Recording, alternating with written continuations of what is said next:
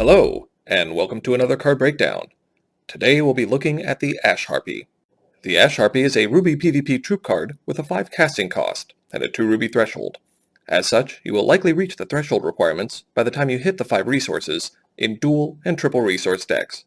The Ash Harpy has a 2 attack and 1 defense, which at first glance might make this card look like an overpriced troop, but this aspect can largely be ignored as you will mainly be using the Ash Harpy for her special ability. As a basic action, this card can sacrifice itself, or sack for short, to do 2 damage to all champions and non-flying troops. As this card does not need to exhaust, this can be used on the turn it comes into play.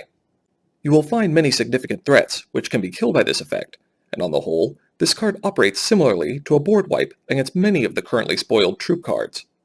This effect can definitely help you to re-establish board control if you are facing an opponent with high attack power, low defense cards, or against swarm decks which overrun with sheer numbers of troops.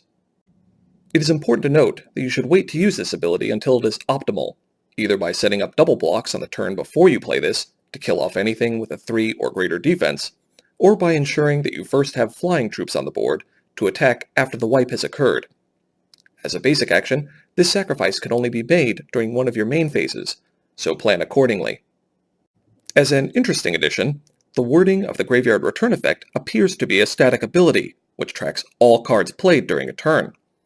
As such, the Harpy counts towards the first of the 2 non-resource cards you need to play.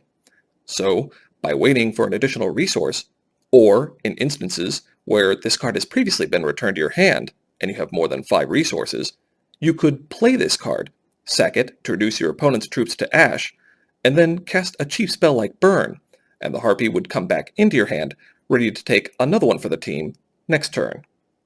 Just in case, this will need to be confirmed when the official rules are released. As far as PvP goes, I could definitely see the Ash Harpy being run main deck, as well as sideboard to use against things like Shinhair Swarm and Orc Rush. While you would need to have other cards to help stall your opponent and conserve your health total, once you have the resources and cards to continually bounce this back to your hand, you'll be in a very good position to win the match.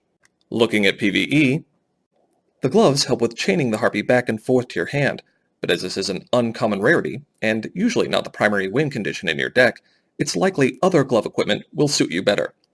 At best, this effect will really only matter for a turn or 2. After this, you would normally have the necessary resources to play the Harpy at its regular cost. While the helm equipment looks impressive, its ultimate usefulness is debatable. Normally, you'd consider the Ash Harpy as a card that enables a different win condition in your deck to succeed. The helm equipment will eventually make the Harpy itself a win condition. So, if you built a deck that is lacking other endgame threats, you can run the helm. If not, this will be easy to pass up. Thank you very much for watching. If you like the video and want to support more HEX content, please subscribe below and leave a comment on which card you would like in my next breakdown. Hope to see you in HEX for some good games and good times.